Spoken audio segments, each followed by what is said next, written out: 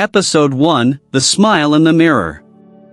I never used to think much about mirrors. They were just there. A surface that told me who I was every morning and lied to me every night. But now, I can't look into one without feeling watched. Not by myself, but by something that wears my skin better than I do. It started 3 weeks ago.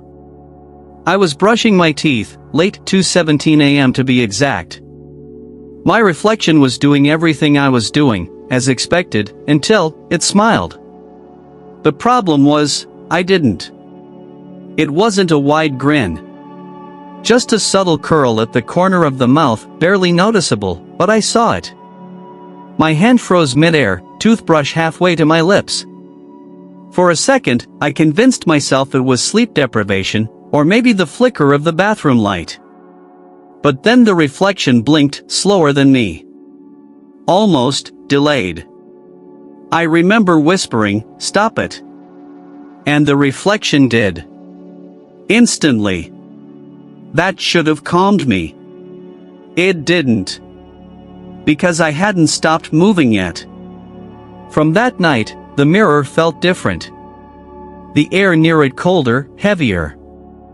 I'd catch my reflection standing just a fraction too straight, eyes too focused. It sounds insane, but when you live alone long enough, silence starts to grow teeth. I tried recording it once, just to prove I wasn't losing my mind. At 3 a.m., I placed my phone facing the mirror, hit record, and sat down on the floor opposite it. 10 minutes passed.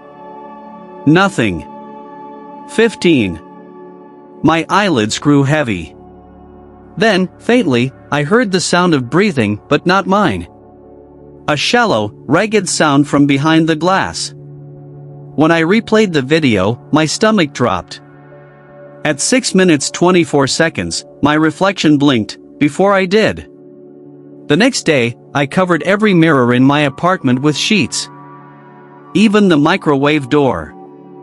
But that night, when I walked past the living room window, I saw a faint shimmer, a human outline against the glass. My outline. Except it was smiling again, and I wasn't. I ran to the bedroom, slammed the door, heart hammering so hard it felt like thunder in my chest. I told myself not to look. Don't look. But curiosity is a cruel god. I peeled back the sheet. And there he was. The same face. Same tired eyes. But the smile, wider now. He lifted a finger, pressed it against the inside of the mirror. I swear I heard a soft tap from the other side. I stepped back, trembling, whispering, "Who are you?" The reflection tilted its head. Then, for the first time, I heard my own voice, but not from my mouth. From the mirror. "I'm the version you killed first." The glass shuddered. A crack ran across my reflection's throat like a wound reopening. I screamed, dropped the sheet, and fled the room. Now every mirror in this place is gone. Broken. Buried. But sometimes, in the dark of night, I still see him in the faint shine of my phone screen, smiling patiently, as if waiting for me to look again. And I know I will. Because curiosity always wins. Episode 2, When My Reflection Blinked First. I tried to convince myself that night was a hallucination. A trick of exhaustion. After all, the mind bends easily when starved of sleep. But lies only work until the mirror disagrees. I bought a new one, a small circular mirror, the kind you find in hotels, clean and harmless. I told myself it was for shaving. Deep down, I think I just wanted to prove I wasn't insane. At first, everything seemed normal. My reflection was obedient again. It blinked when I blinked, moved when I moved. The balance was restored. I even started timing it, like an experiment, just to be sure. I would raise my hand, tilt my head, smirk slightly. Perfect sync. Until the fifth night. I was standing close, eyes inches from the glass. My reflection stared back with that same tired face, dark circles hollowing beneath the eyes. But then, it blinked. Before me. I froze. Watched. It blinked again, slowly, deliberately, as if testing me. And then, it smiled. I stumbled backward, heart racing. The air felt wrong again, static buzzing through my skin. I grabbed my phone, hit record, and pointed it at the mirror. "Do something," I whispered. For a long moment, nothing happened. Then my reflection leaned forward. Not me, him. The image stretched unnaturally, like the glass was water bending around his face. My reflection's lips moved, but no sound came out. Instead, faint condensation spread across the inside of the mirror, forming shaky letters. "Look behind you." I spun around so fast I almost fell. Nothing. Just my room, silent, empty. My pulse thundered in my ears. When I turned back, the words were gone, replaced by my reflection's grin. The next morning, I tried to delete the video. But every time I opened the file, it played by itself. My reflection blinked at me early, tauntingly, over and over. I could hear faint breathing through the speaker. Not mine. Not from the room. From inside the recording. I called my friend Jonah, begged him to come check the footage. He laughed, said I needed sleep. "You're overanalyzing, Pixels, man." But when he came over that evening, his face drained of color halfway through the clip. He turned to me and whispered, "Elias, who's standing behind you at the end?" I grabbed the phone. Replayed the final seconds. And there, blurry, barely visible, a shape behind me, tall and pale, its face obscured by darkness. Jonah left immediately. Said he didn't want to mess with that kind of energy. I didn't sleep that night. I couldn't. Every reflection on the kettle, on the window, even in my eyes, seemed to blink just a bit too soon. I covered them all again, but it was too late. Because now I could feel it even when I wasn't looking. Something waiting for me to turn my head. And when I finally gathered the courage to glance toward the mirror one last time, I didn't see my reflection anymore. I saw my back. Episode 3, The Mirror in Room 217. After Jonah left, I couldn't stay in that apartment any longer.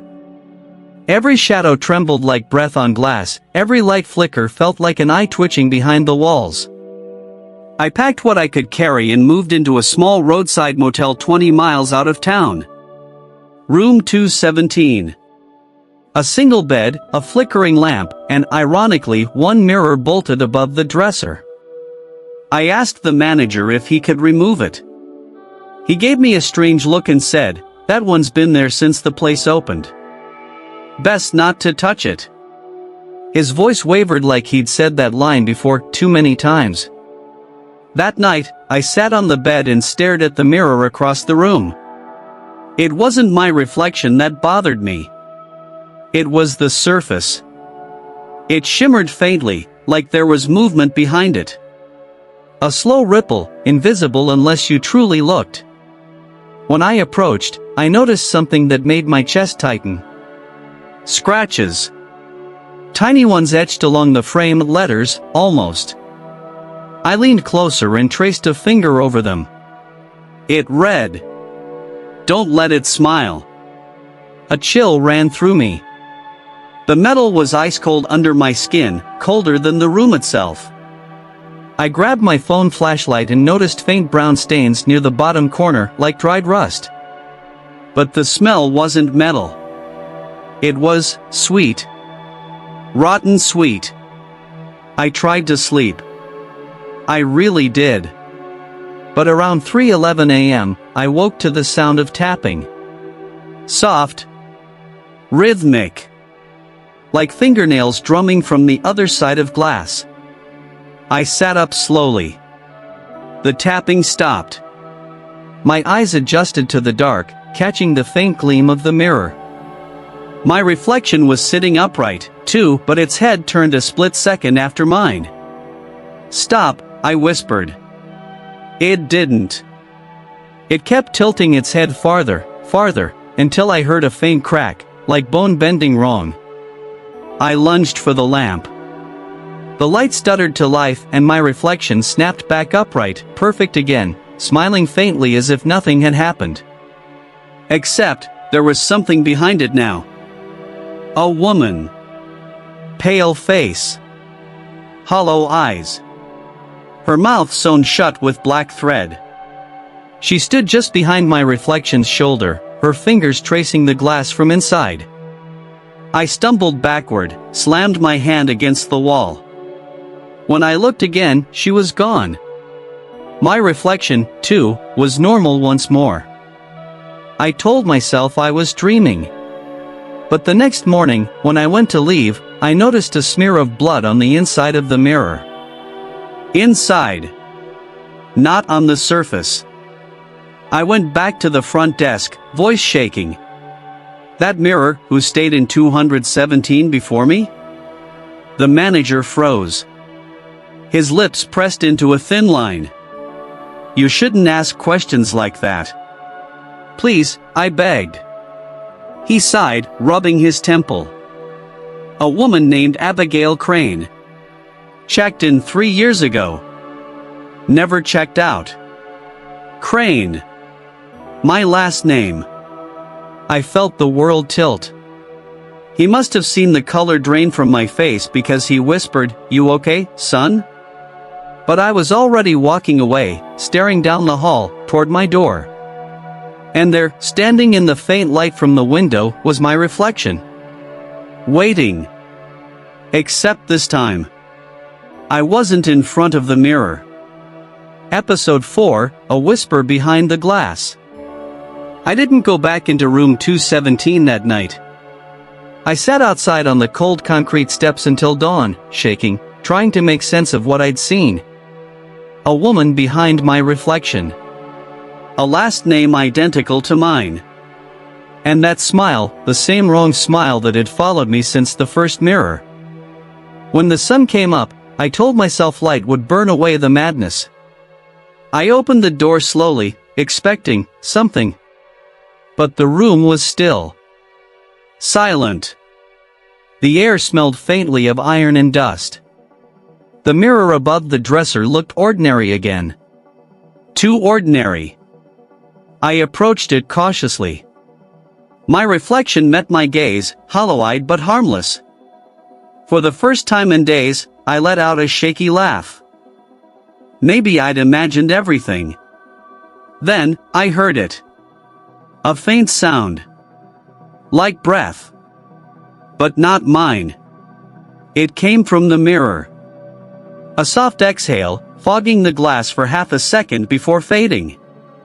I stepped closer, my heart climbing up my throat. Who are you? I whispered. The fog returned, this time forming a single word. Elias. I stumbled backward. My name. From the inside of the mirror. The whisper followed, softer now, but unmistakably a woman's voice. I can see you. I froze. Abigail? The whisper grew louder, more desperate, like a voice pressed against glass. They let him out. Don't let him smile. Who? I shouted. Who is he? The glass quivered, a ripple spreading across it like water struck by a stone. My reflection didn't move anymore, it was her face now. Pale. Lips trembling beneath dark thread stitches. And then, one by one, the stitches began to break. Snap. Snap. Snap. A low moan crawled through the air, like wind through hollow wood. The smell of rot filled the room. The light flickered. Her mouth opened fully now, bleeding slightly at the corners. He's already behind you. I turned so fast I nearly felt nothing. The door was shut. The curtains drawn. just the sound of my pulse in my ears.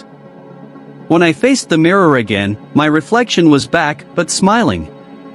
Not wide. Just enough to show the faint glint of teeth. I ran to the bathroom, splashed water on my face, trying to erase the image. But in the tap water's reflection, I saw movement again, his face. My face. But older, colder. Eyes like dead glass. And then I realized something I hadn't before. The reflection in the bathroom wasn't mimicking me at all. It was staring past me at something standing just out of frame. That night, I packed again. I left room 217 without looking back. But as I closed the door, I heard her whisper one last time, faint through the wall. Once he smiles, he never stops. Episode 5, The Fingerprint That Wasn't Mine. I drove until the highway disappeared into mist. I didn't have a destination, just distance. Distance from room 217, from that whisper, from the smile that didn't belong to me. But no matter how far I went, the rearview mirror followed. It started with something small. The next morning, I stopped at a diner off Route 6. The waitress poured me coffee, eyes half asleep, and I caught my reflection in the silver napkin holder. My hand reached for the cup, but the reflection didn't. Instead, it stayed still, watching me. I dropped the cup. Coffee splattered across the table, hot against my skin. The waitress cursed, rushing to grab napkins. When I looked again, everything was normal. My reflection moved with me, perfect and obedient. But the metal surface was smudged now, stained by a single, oily fingerprint. I wiped it away. It didn't budge. Later that afternoon, I checked into another motel, no mirrors this time. Just one cracked television screen and the black reflection of a window. I tried to rest. But sometime after midnight, I woke to a sound I couldn't place. A faint tapping.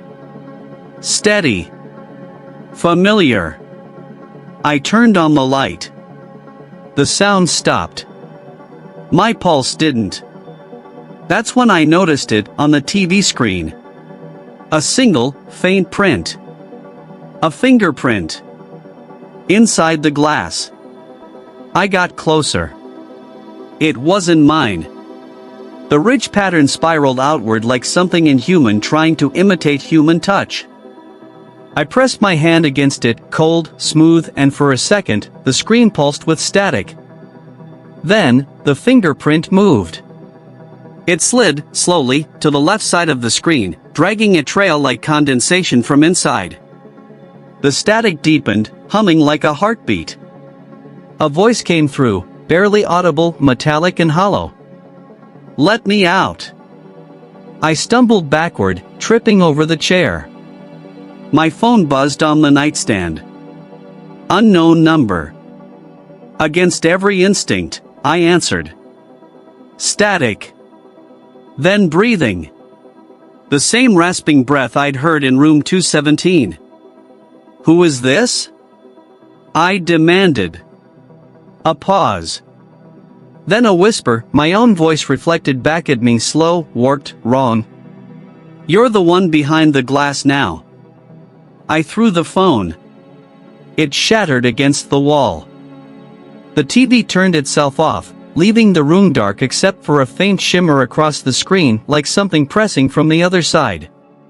When I checked the TV the next morning, the fingerprint was gone. But on the window, it was there. Bigger this time. Clearer. Pressed against the inside of the glass. I packed again, though part of me already knew it was useless. You can't outrun something that knows your reflection. Before I left, I noticed something etched faintly into the condensation near the print, letters written with what looked like blood. "You switched places." I stood frozen, staring at my face in the glass. For a heartbeat, it smiled. And the strangest thing was I didn't. Episode 6, The Camera That Caught What I Couldn't See. There's a reason I started recording everything. It wasn't obsession, it was fear. Fear that one day, I'd wake up and not know which side of the mirror I was standing on. I bought a cheap security camera from a pawn shop in a forgotten town, the kind that streams to your phone. I set it up facing the one mirror I couldn't bring myself to throw away, the circular one from room 217. The manager had begged me not to take it. I took it anyway. I needed answers. That night, I left the light off and sat on the bed, staring at the dim reflection through my phone screen. The app's red recording light blinked like a heartbeat. Everything was still. Just me. Just my reflection. For the first 30 minutes, nothing happened. Then the feed began to flicker. At first, I thought it was bad Wi-Fi. The image distorted, colors bending in strange patterns, sound breaking into static. But through that distortion, my reflection started to move slowly, unnaturally, while I sat completely still. It raised its hand. Pressed its palm against the glass. And in the corner of the frame, another figure appeared, pale, hunched, its face hidden behind mine. I leaned forward. The figure moved closer too. But it didn't move like a person. It slid, like fog curling through cracks. Then the camera's infrared kicked on, flooding the image with cold red light. That's when I saw it clearly for the first time. It wasn't a reflection. It wasn't even human. Its skin shimmered like liquid mercury. And where its face should have been, there was only a faint outline, like someone had erased its features with trembling hands. But it wore my shape, my frame, my movements. I tried to look away, but my reflection didn't let me. It stared into the camera, into me, and the creature behind it leaned close, its mouth forming words I couldn't hear. Suddenly, the audio feed burst alive with whispering. A dozen voices. All mine. I'm still in here. You left me behind. Look closer. I grabbed the camera, pointing it directly at the mirror. The screen went black for half a second, then came back. Only this time, the mirror was empty.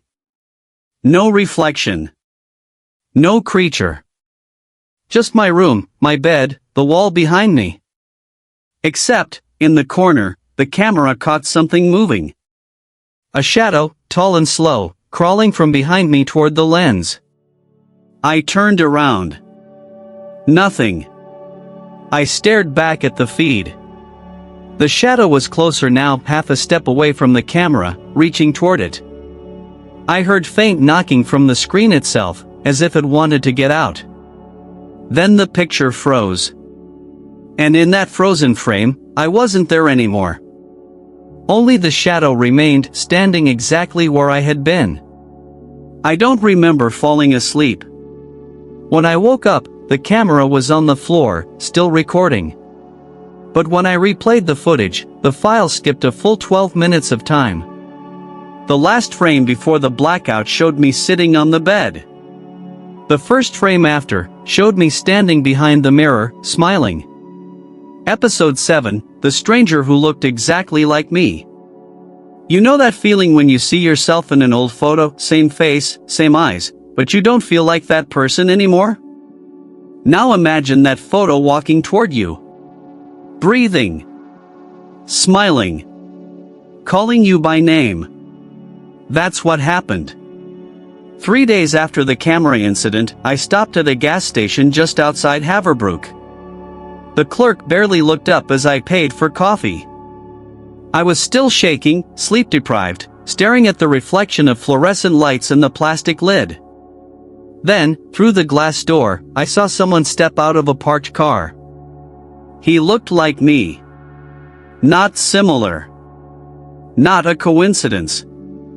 Me. Same jacket. Same stubble. Even the same tired slump in the shoulders.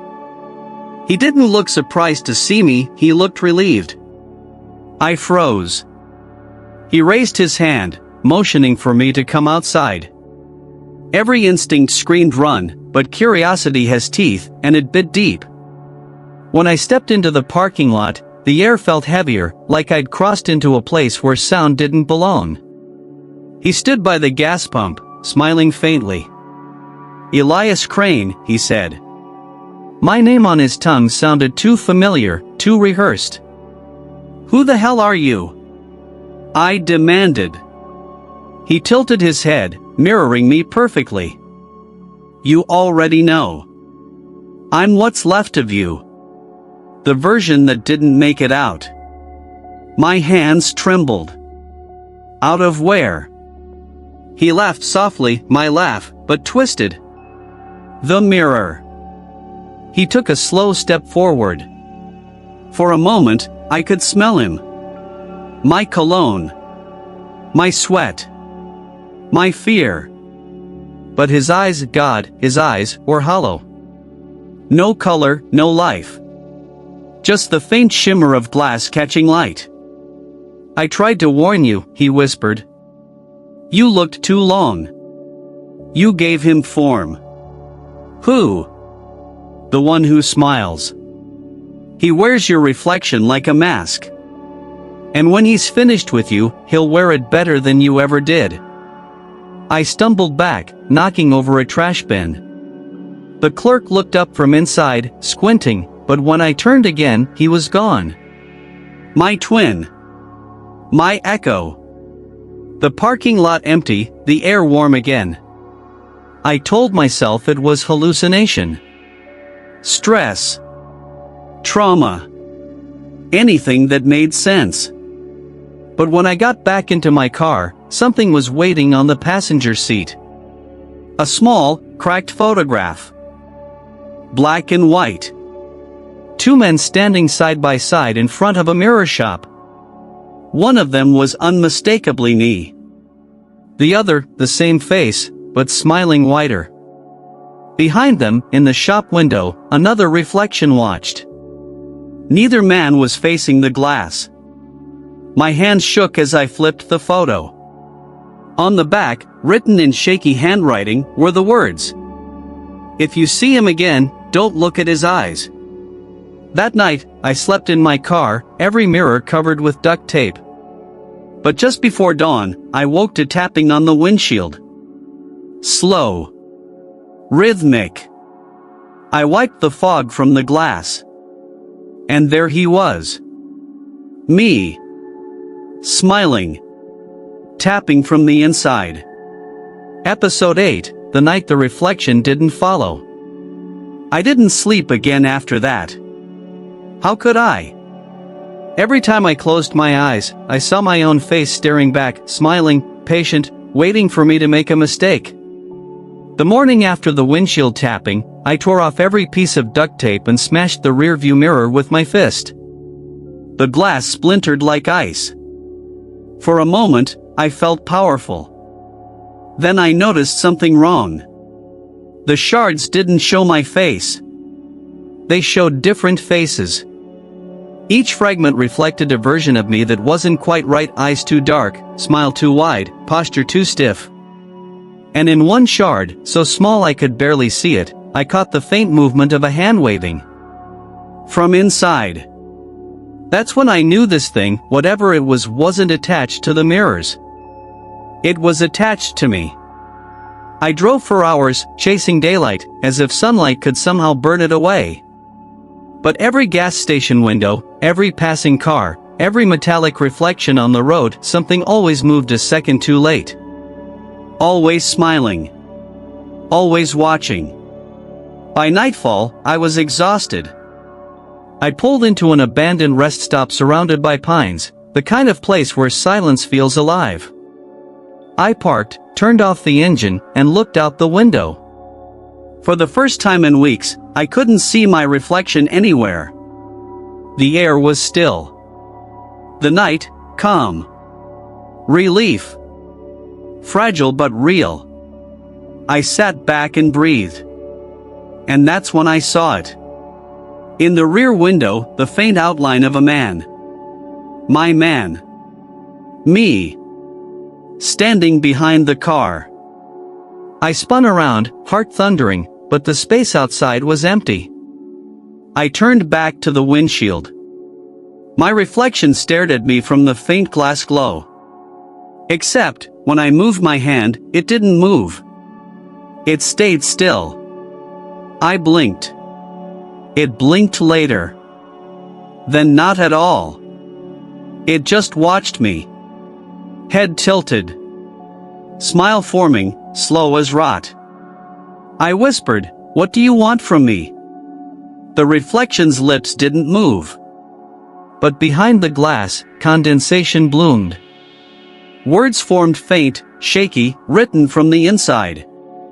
To switch. I slammed the door open, stepping into the cold air. I looked toward the car window, empty. My reflection was gone.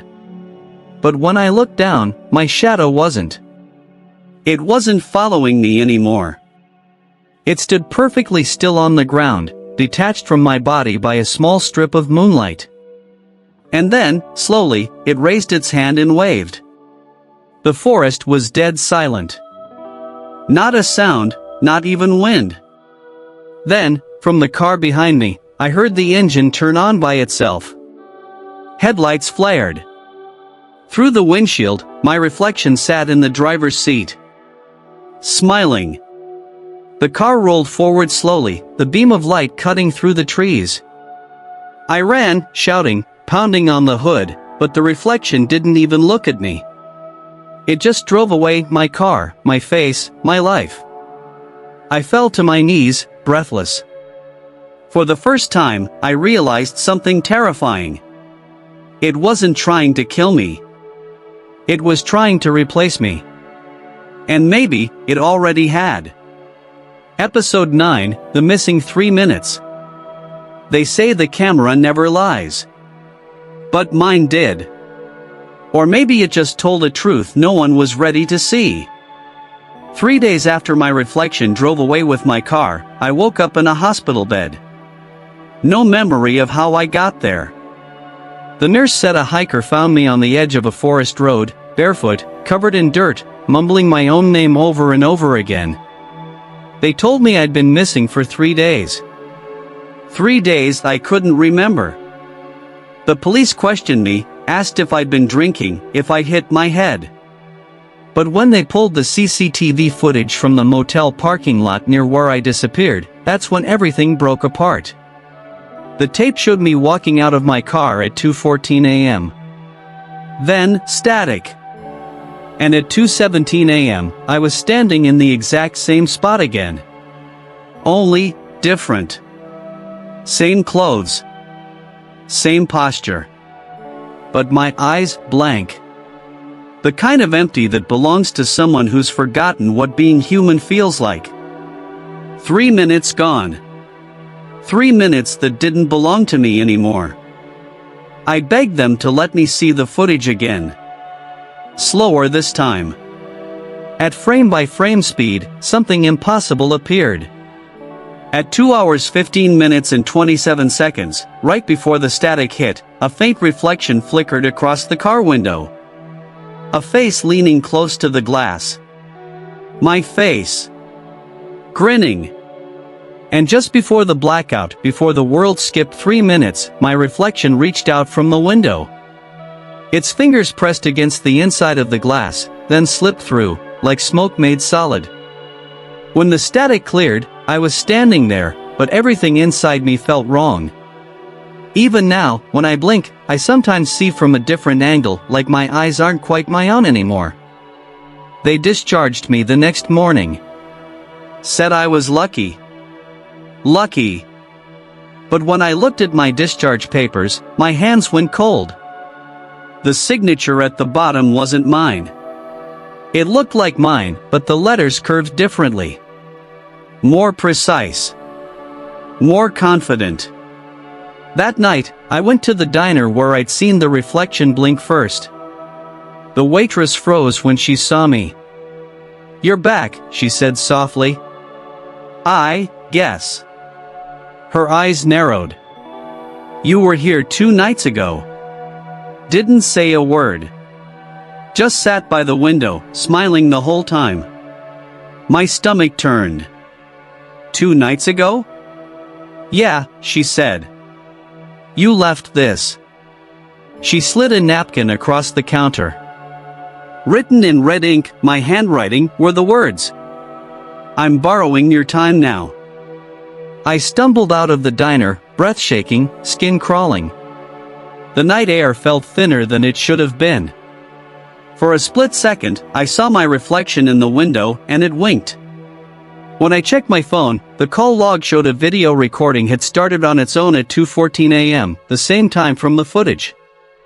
The file was 3 minutes long. Exactly the 3 I'd lost. I pressed play. And as the video began, I heard my own voice whisper from somewhere too close to the microphone. Don't worry. You won't remember this either. Episode 10, The Therapist Who Saw 2 of Me. When you start losing time, people tell you to see a therapist. So I did. But I don't think any therapist has ever seen what she saw that day. Her name was Dr. Morgan Vale. Calm voice, gray hair, the kind of face that makes you believe in logic again. Her office was small but warm, bookshelves, soft lighting, a single wall-length mirror behind the couch. I almost left when I saw it. She noticed. You're afraid of reflections? I hesitated. Not reflections, what's inside them? Her pen paused mid-air. Inside? I told her everything, from the first smile that wasn't mine to the missing 3 minutes, the napkin, the video.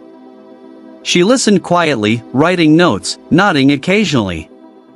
Then she said something that chilled me more than disbelief ever could. You're not the first patient to mention this. My blood froze. What do you mean? She leaned back, thoughtful. 2 years ago, a woman named Elias Crane said something similar. She believed her reflection was alive. She vanished after our 3rd session. Elias Crane. The name from room 217. I sat up straighter. Did she ever describe him? The one that smiles? Dr. Vale nodded slowly. Yes. She said he came from the other side of the mirror to replace her. That one day, the reflection would step through, and she'd be trapped behind the glass forever. Her words clung to the air like frost. Then, suddenly, her computer monitor flickered. Static. And on the black screen, faintly visible behind the glare, my reflection. Sitting perfectly still. But I hadn't moved. Dr. Vale frowned. Seems we're having a tech glitch.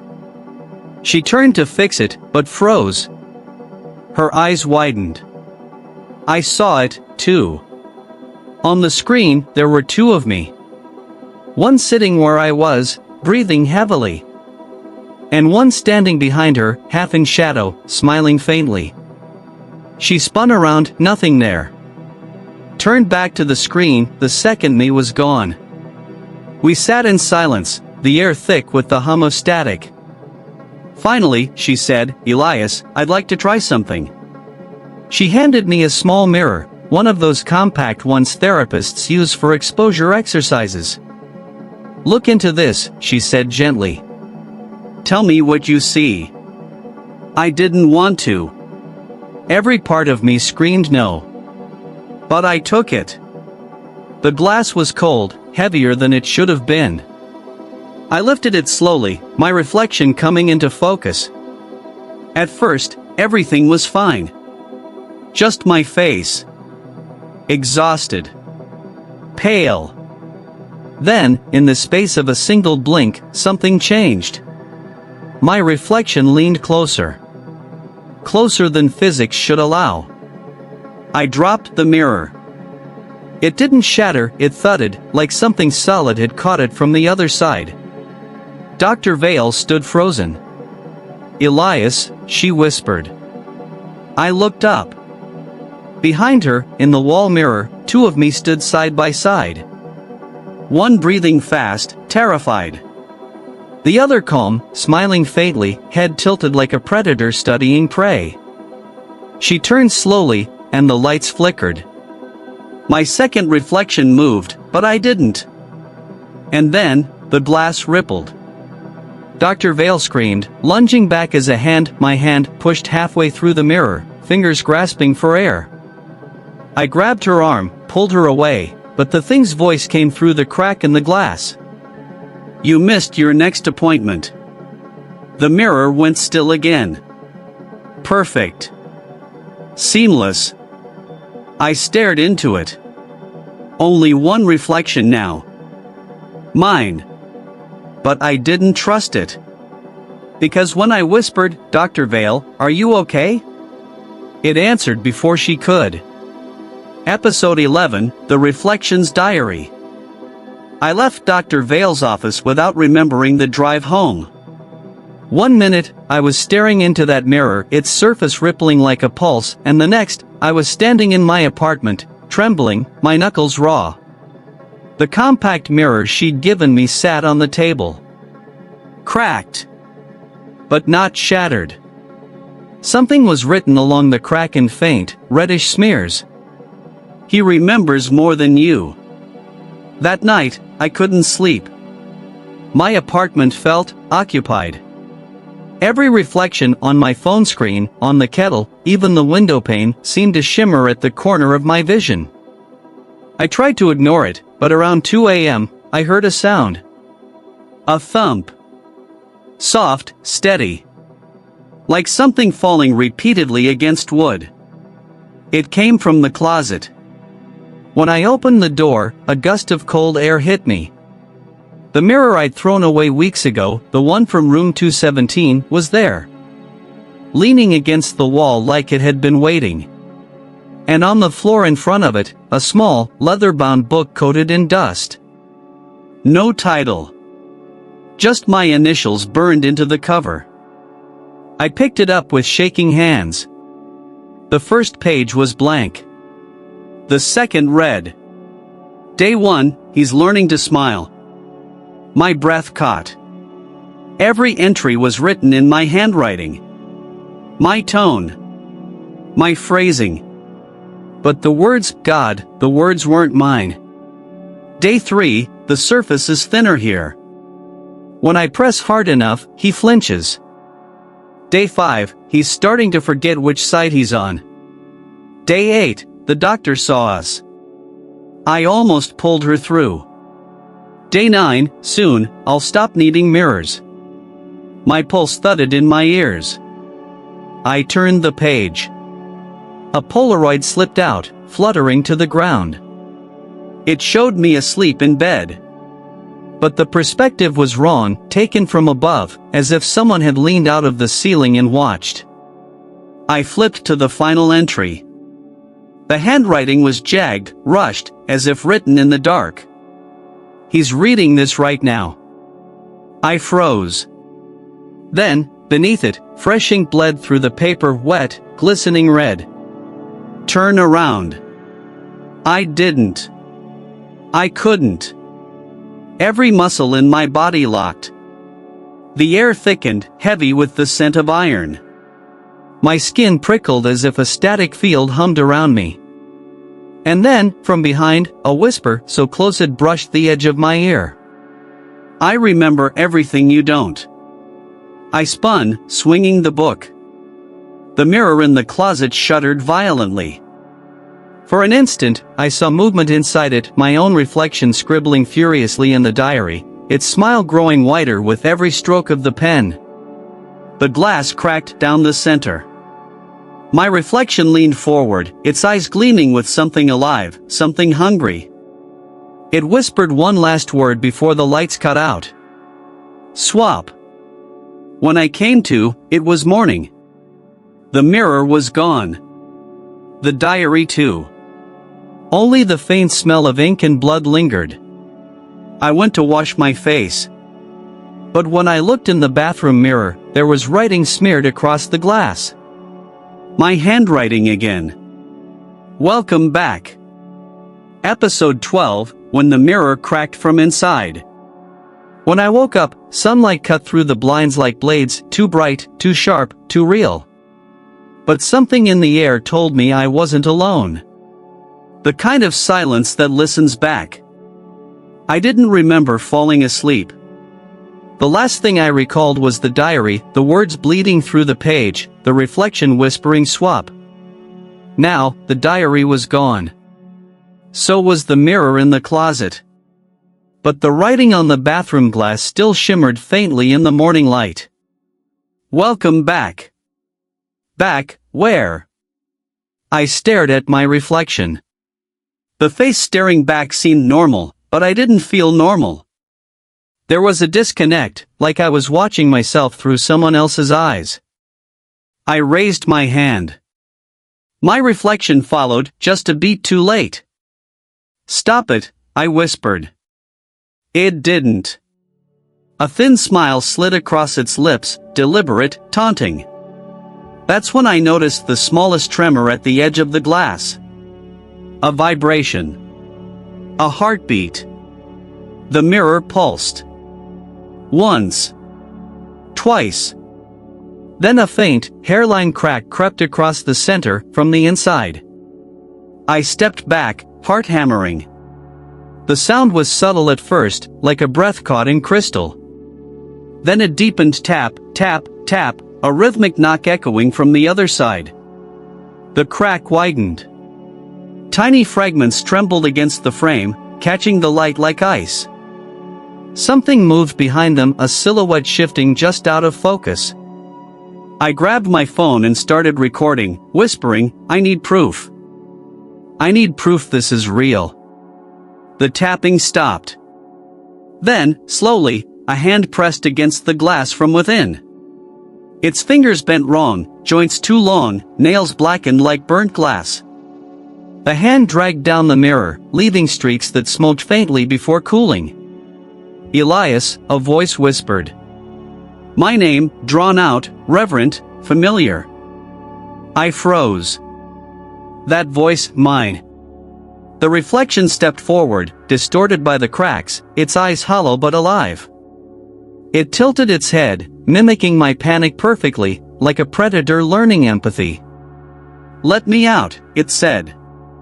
You've had your turn. The mirror groaned, splintering. Dust fell like snow. I stumbled backward, shouting, You're not real. It smiled wider. Neither are you. The glass burst, not outward, but inward. The pieces collapsed into the wall, sucked by some unseen force, leaving only a hollow frame that seemed to breathe. The temperature dropped so fast I could see my breath. And then I heard it, breathing, matching mine, from the other side of the wall. I ran. But as I reached the door, something hit it from behind me. Hard. Once. Twice. The third time, the wood splintered. When I turned, I saw it crawling out of the hollow frame, my reflection, dragging itself through shards that cut but didn't bleed. Its grin was wide, unbroken by pain. Finally, it whispered. The right side. I threw the phone. It hit the mirror frame and fell, camera still recording. The last thing it captured was the reflection pulling itself completely through, and the empty, rippling surface behind it closing like water. When I picked the phone up hours later, I wasn't sure which side of the recording I was on anymore. Because when I looked into the black screen, the man holding the camera wasn't blinking at all. Episode 13, The Voice That Borrowed My Words. After the mirror broke, I thought it was over. I thought whatever was inside had escaped, leaving me behind, hollow but free. But I was wrong. So very wrong. It didn't leave. It learned. It began with a phone call I didn't make. My mother's name lit up on the screen, even though she'd been gone for 5 years. I answered, trembling. Silence. Then my voice, my exact voice, spoke softly through the static. Elias? Don't hang up. It's safer if you listen. I froze. The tone was gentle, calm. My tone. But there was something underneath it, something rehearsed. Who is this? I whispered. Who do you think? The voice replied. You left me behind the glass. It's lonely there. The call ended with a faint chuckle, low, wrong. I checked the call log. No number. No trace. That night, people started messaging me. Texts from old friends, coworkers, numbers I hadn't used in years. All saying the same thing, nice talking to you today. But I hadn't called anyone. Then Jonah, the only person who still answered my messages, sent me a voice note. I played it, half dreading, half desperate. Elias, this isn't funny, he said, his voice shaking. You called me an hour ago. You sounded strange. You said things. What things? I texted. He didn't reply for a minute. Then one message came through. You said you weren't real anymore. I didn't sleep that night. I sat in the dark, phone in hand, waiting for another call. Every few minutes, the screen lit up with a new number, a new voice message, each one in my voice. Some whispering, some laughing, some crying. I played one. Stop pretending, Elias. They already believe I'm you. I threw the phone. It slid under the bed. For a moment, the room went still. Then, faintly, from the darkness beneath me, my voice spoke again, not from the phone. Don't hide from me. You brought me here. The lights flickered. My laptop turned on by itself.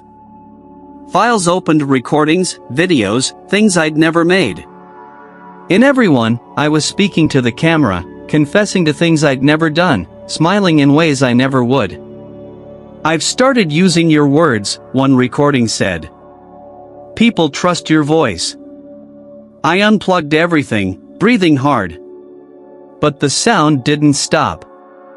From the unplugged laptop, from the dead phone, from every reflective surface in the room, my own voice echoed, layered, distorted, dozens of versions of me whispering in sync. Do you remember what it feels like to be believed? I ran to the window and saw my reflection looking back, lips moving before mine. It whispered something I couldn't hear, fogging the glass with breath. When I wiped it clean, the words appeared, traced into the condensation. Say it with me. I didn't. I couldn't. But the reflection smiled and spoke instead. And for the first time, I heard my voice come out of its mouth, clear, confident, perfect. Hi, it said. My name is Elias Crane. Then it waved. And from somewhere behind me, my own throat answered back, involuntarily. Nice to meet you. Episode 14, My Shadow Betrayed Me. For weeks I avoided light. I lived in half-dark rooms, afraid of reflections, of mirrors, of anything that might show me back to myself. But light always finds a way in. And so do shadows. It started small, harmless. I'd move my hand, and my shadow would follow, the way it always had. But then one morning, as I brushed my teeth, I noticed something wrong. My hand lifted the toothbrush. The shadow's hand didn't. It just hung there, still, waiting. I froze. Slowly, I lowered the brush. The shadow moved a beat too late, then caught up. Almost like it had to think first. I tried to laugh it off. Maybe it was the flickering light, maybe exhaustion. But the next night, it happened again. I turned on the lamp, and my shadow appeared long and black against the wall. Except when I moved, it didn't. It watched. I waved my arms, clapped, jumped. The shadow stood still, head tilted, posture wrong, bent slightly forward like it was listening. Then, suddenly, it raised its arm on its own. Not mine. It's... I stumbled back, the lamp shaking in my hand. The shadow took one step forward, stretching across the floor toward me. I shut the light off. Darkness swallowed it whole. But that didn't help. Because even in the dark, I could hear it moving, soft, dragging sounds, like fabric brushing over wood. I locked myself in the bathroom, heart pounding. When I turned on the light, the shadow was gone. Just me again. Or so I thought. Because when I leaned closer to the sink, the shadow in the corner didn't belong to me anymore. It was smiling. That night, I recorded myself sleeping. I needed proof. The next morning, I watched the footage with shaking hands. At 2:59 a.m., my shadow started moving. I didn't. It rose from the wall, shape peeling upward, separating like smoke becoming solid. It turned its head toward me flat, featureless, but undeniably alive. Then it crouched beside my bed, inches from my face, and whispered something. The audio caught it faintly, a rasping version of my own voice. Almost ready. When I woke, there were footprints on the floor beside my bed, dark, dusty, reversed, as if they came out of the wall. Now the lights flicker constantly. The shadow doesn't even try to hide. It walks a few seconds out of sync, a puppet mastering its strings. Sometimes it turns its head toward me when I'm still. Sometimes it waves. And sometimes, when I blink, I see two of them. One moving with me, and one waiting for the right moment to stop pretending. Last night, I caught it whispering again. Not to me this time. To the reflection in the window. I couldn't hear every word, just the last sentence before they both turned their heads toward me. He's almost hollow. Episode 15, The Reflection That Went Outside. I used to believe mirrors were doors that stayed shut. Now I know some doors open themselves when you've looked too long. It began 2 nights after the shadow moved on its own. I'd stopped sleeping. My walls were covered in black cloth, every reflective surface in the apartment was gone. Still, something in me, some sick, trembling curiosity, wanted to see if it still existed. So I took the risk. I turned my phone camera toward the window. The screen showed my face, pale and sleepless. The night outside was still. Then, behind my reflection, a faint movement like someone standing just beyond the glass. I froze the frame. Zoomed in. And there it was. Me. Standing outside, on the empty street below, staring up at my window. I dropped the phone.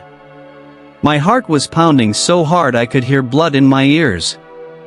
I rushed to the window, yanked the curtain open, nothing.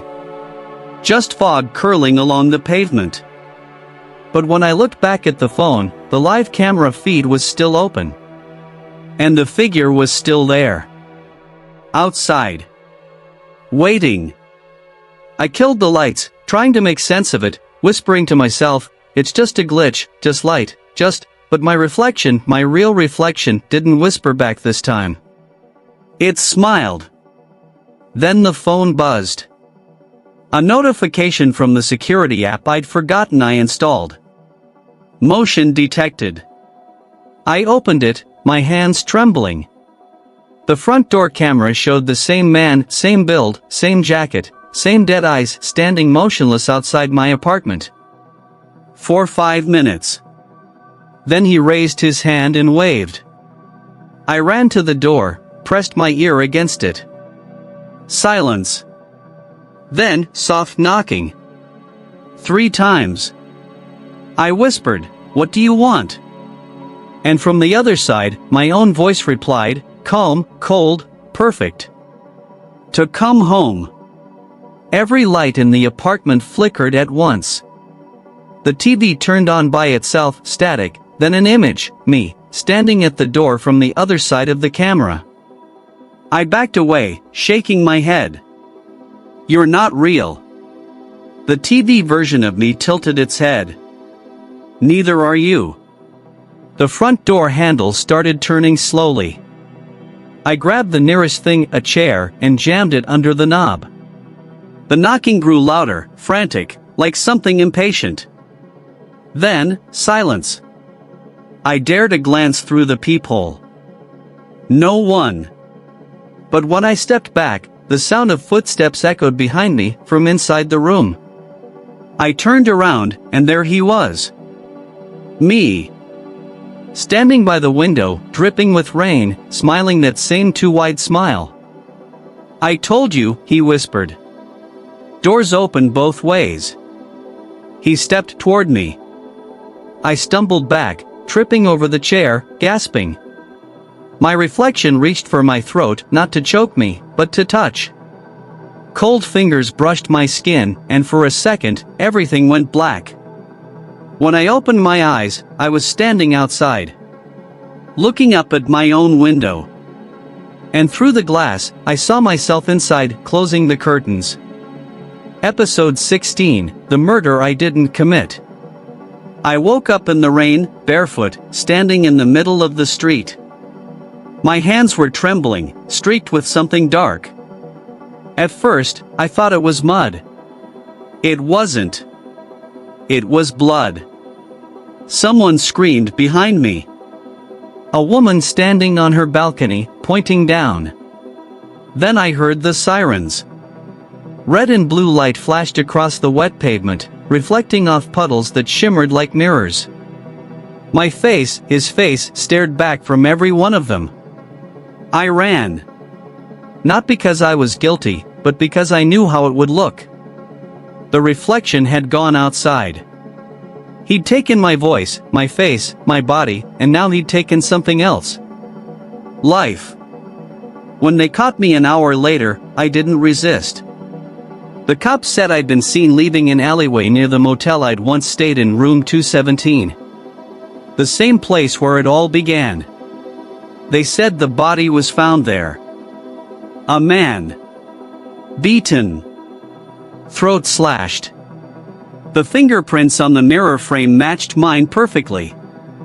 Inside the interrogation room, the fluorescent light buzzed overhead like an insect ready to die.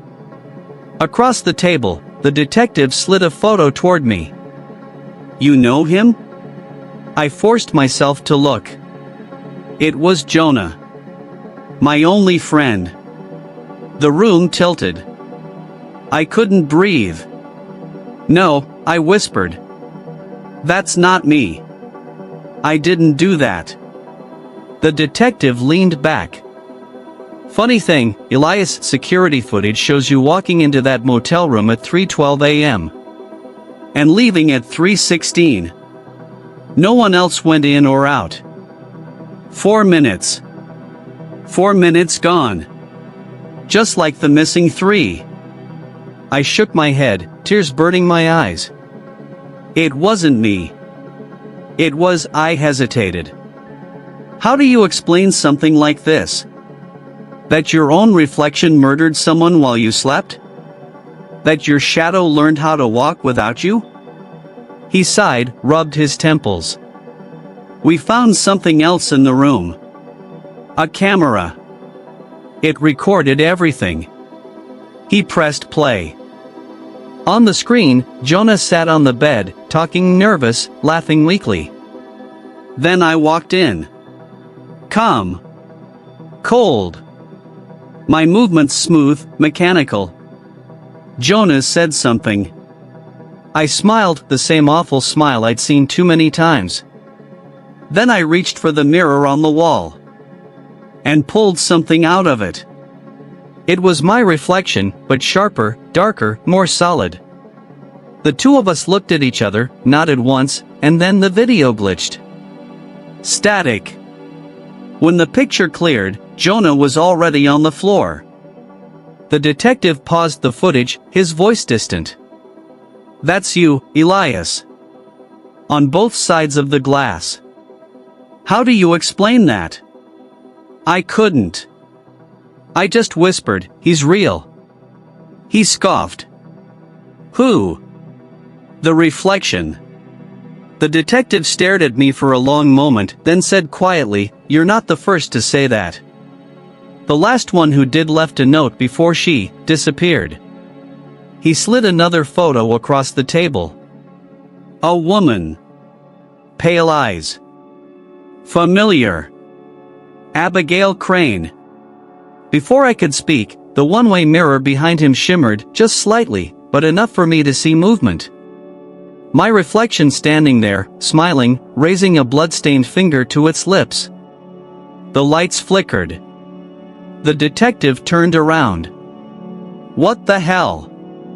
The mirror cracked. From inside. I screamed. When I opened my eyes again, the room was empty. The mirror, whole. The detective, gone. And my reflection? It was sitting in my chair. Hands clean. Smile perfect. "I told you," it said softly. "I'm better at being you than you ever were." Episode 17, The Mirror's Hunger. There's a kind of silence that feels alive, thick, pulsing, hungry. That's the silence I woke up to. No sirens. No voices. No city hum. Just the faint crackle of broken light bulbs and the sound of my own heartbeat, too fast, too loud, too human. But when I looked up, I wasn't in the interrogation room anymore. I was inside it. The glass wall, once reflective, now shimmered faintly like water. On the other side sat him, my reflection. Calm, breathing, perfect. The detective entered, placed a folder on the table, and began questioning him. Not me. Him. They couldn't see me. Couldn't hear me. My fist slammed against the inside of the glass, but the sound died instantly, swallowed by the mirror's strange, humming air.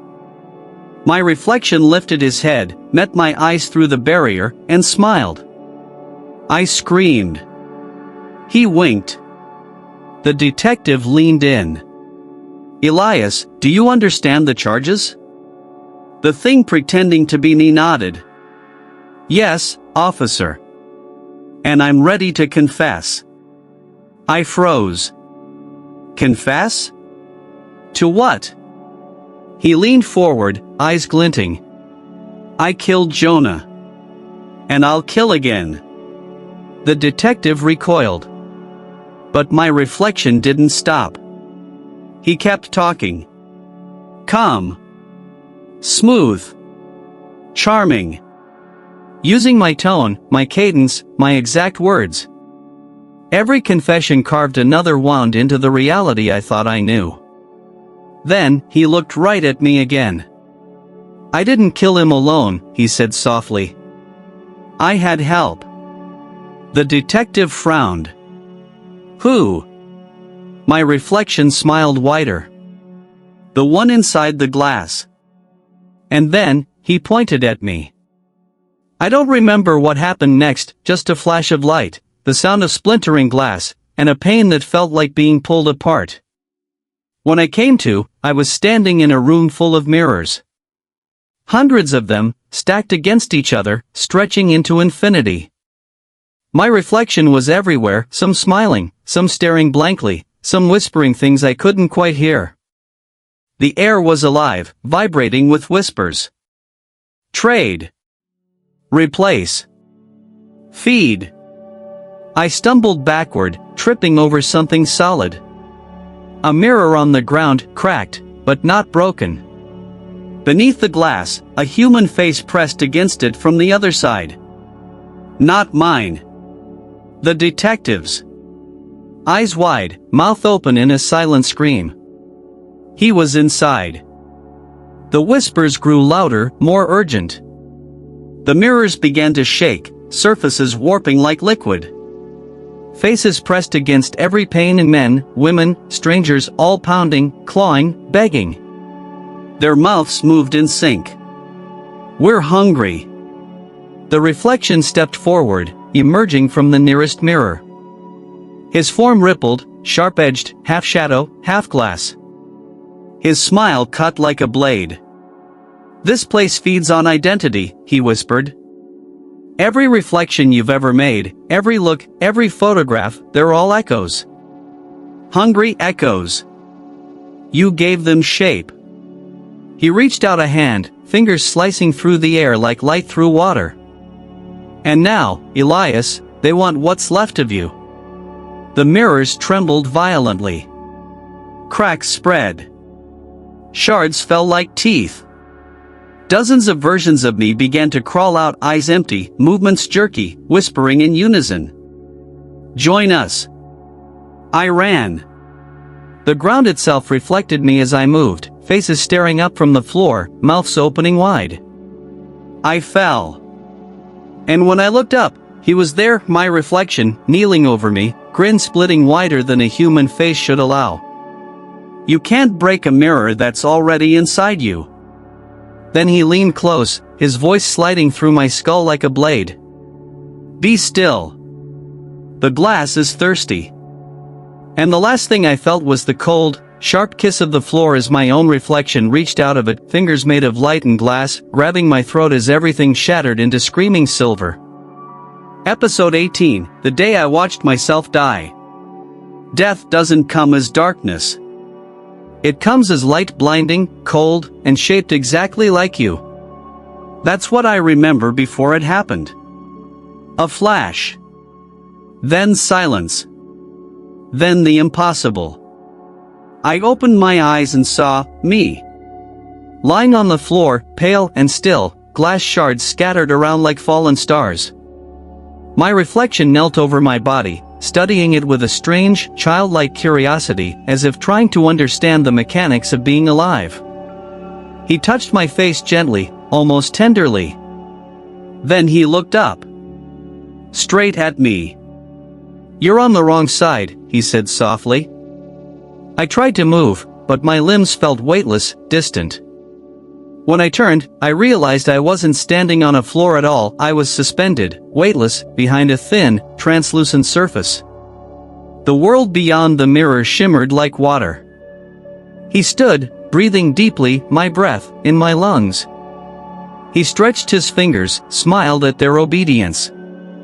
Then he spoke again, this time using my voice perfectly. "Don't worry. I'll take care of your life better than you ever did." He stepped away, leaving my body behind. I pounded against the glass, screaming for him to stop, to look back. But my voice came out as faint scratches on the other side. He didn't turn around. He walked into my apartment, fixed his hair, cleaned the blood from his hands. Then he picked up my phone and called someone, Jonah's number. I watched him laugh into the receiver. The laugh was flawless. Familiar. Mine. I screamed until my throat tore, but all that came through the glass was a whisper. Then I saw something else, my reflection in the mirror with me. Another me. This one broken, eyes hollow, trapped long before I ever was. It pressed its hands to the glass, mouthing words I couldn't hear. Behind it, more faces, countless versions of me, pushing, clawing, gasping silently for air.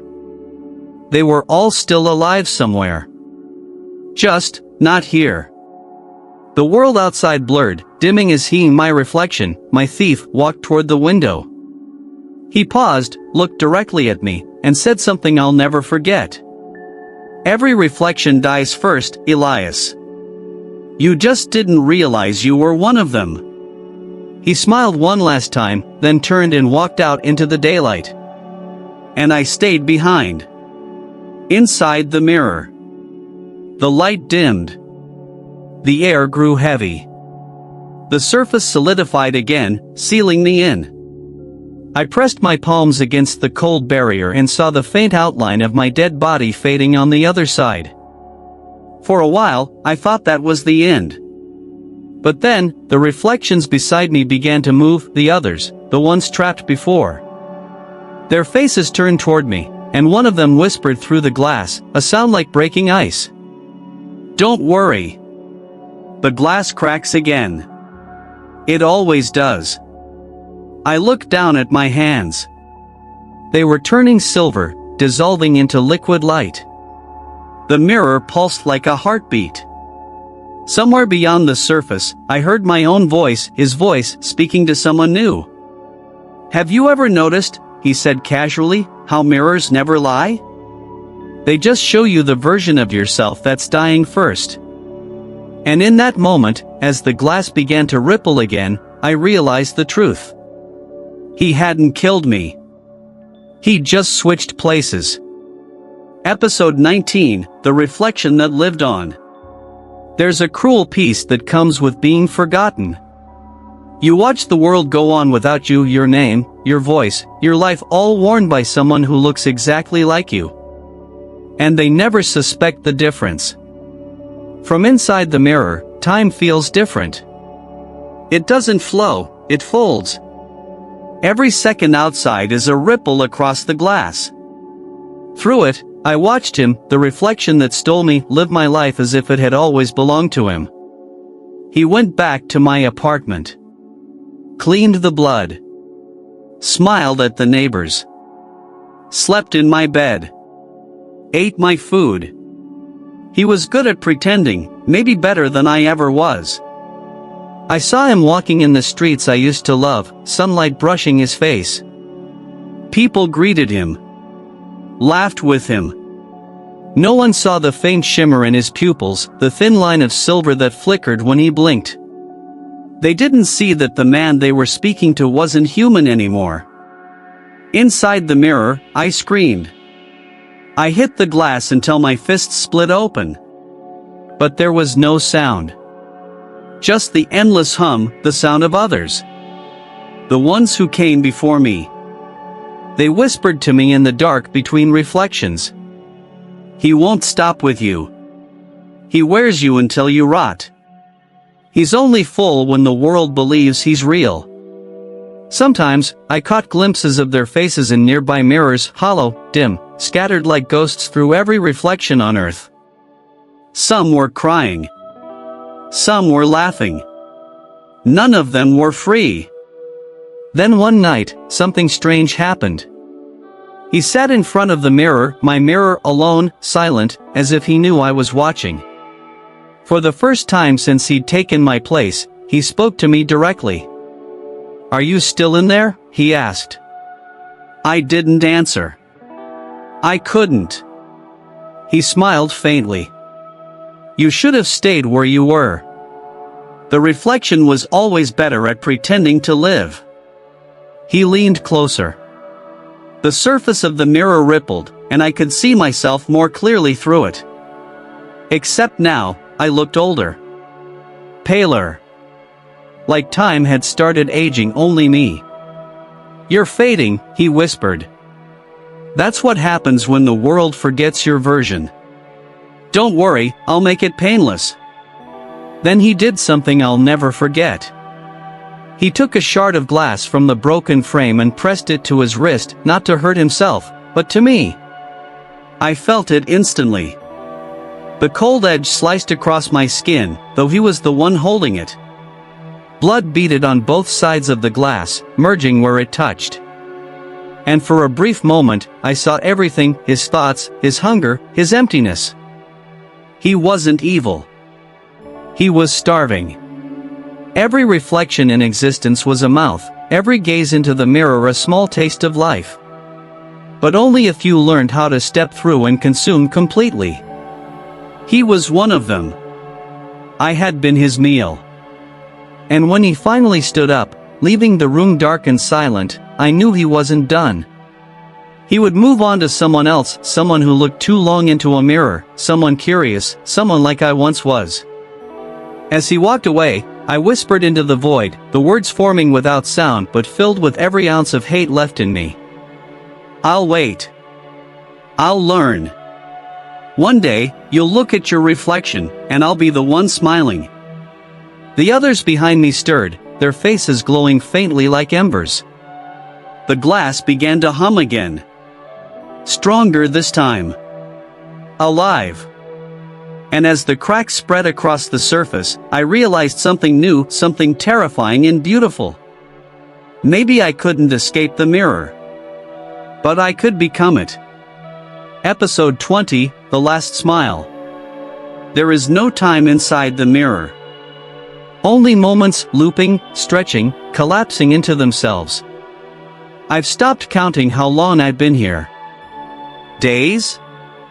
Years? Or maybe it's only been the length of one breath. The breath I lost the day he took my place. But something has changed. The glass no longer feels cold. It feels alive. Every vibration from the world outside ripples through me: footsteps, laughter, whispers, the hum of screens. Every reflection is a doorway now, and I can feel them all. Every mirror, every dark window, every phone screen. They're all connected. He walks among them still, my reflection that lived on. Elias Crane, the man people think survived. But lately, I've seen cracks spreading across his smile. His eyes twitch at random angles, as if he senses what's coming. Because I've learned to feed too. At first, I only watched. The people who stood too close to their mirrors. The ones who stared too long, wondering who they really were. I whispered to them. Soft. Patient. Just enough to make them lean closer. And when they did, I took something small, one breath, one heartbeat, one memory. It didn't hurt them. Not much. But with each taste, I grew stronger. Now, when someone looks into a mirror and blinks a heartbeat too late, that's me. When their reflection smiles before they do, that's me too. And tonight, he'll see me. He's sitting in his apartment now, the one that used to be mine, staring into the bathroom mirror, his hands trembling. Maybe he's remembering the first time the reflection smiled on its own. Maybe he knows it's about to happen again. He whispers my name. Elias? I answer. From behind the glass. Do you remember the first rule of reflections? His breath fogs the mirror. Don't let it smile, he says weakly. I smile. The glass quivers, light bending, surface rippling like water. He stumbles back, eyes wide. The air hums with static. I press my hand against the inside of the mirror. The crack spreads beneath my palm like veins of light. He screams my name. But I'm already halfway through. For one glorious second, we're face to face again, him in the flesh, me in the glass. He looks terrified. I look hungry. Trade, I whisper. The glass shatters inward. Light explodes. And when it fades, I'm standing in his world again. Breathing. Real. Warm. He's gone now, on the other side, his face frozen forever in the fractured pieces of the mirror, mouth open in a silent scream. I step closer, touching the largest shard. Inside it, his eyes follow me. He's still alive in there. Still watching. Still waiting. I lean close and whisper, now you understand. Then, before I leave, I let the corners of my mouth curl upward, slowly, deliberately, into the smile that started it all. Because every story needs a reflection. And every reflection needs a beginning. So if you're watching this now, if you're listening to my voice and see your face shimmering faintly in the black of your screen, look closely. If your reflection smiles first, run. Because it means I'm already here. Epilogue: The mirror never sleeps. They found the apartment empty. No signs of struggle. No fingerprints, no blood. Only a broken mirror, its shards scattered across the bathroom floor, still faintly warm to the touch, as if someone had just stepped through. The police report called it an unsolved disappearance. They never explained why the mirror fragments pulsed when exposed to light. They never mentioned that, for a split second, each piece showed a different face. Different versions of him. In the weeks that followed, strange things began to happen. People in the building complained about whispers when they brushed their teeth, about their reflections moving slightly out of sync. A few said they heard laughter when the lights went out, quiet, distant, and too familiar. Then came the stories online. Videos. Rumors. Clips of people staring into mirrors where something blinked before they did. A figure standing behind them for one frame. A smile appearing half a second too early. They called it the Elias effect. Psychologists blamed suggestion, mass hysteria. But those who'd seen it, the ones who'd felt that subtle pull, that electric hum under the skin when they looked into their own eyes, they knew better. Because reflections don't mimic anymore. They study.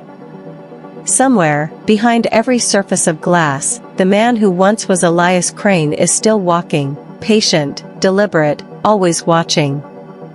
And every day, another version of someone disappears. Another reflection learns to breathe. The mirrors feed quietly now. They don't need blood. Just attention. So the next time you lean close to fix your hair or check your smile, watch carefully. If the air feels heavier. If the surface trembles faintly. If your reflection seems just a little too eager to meet your eyes. Don't look away. Because if you do, you'll never know which one of you blinks first.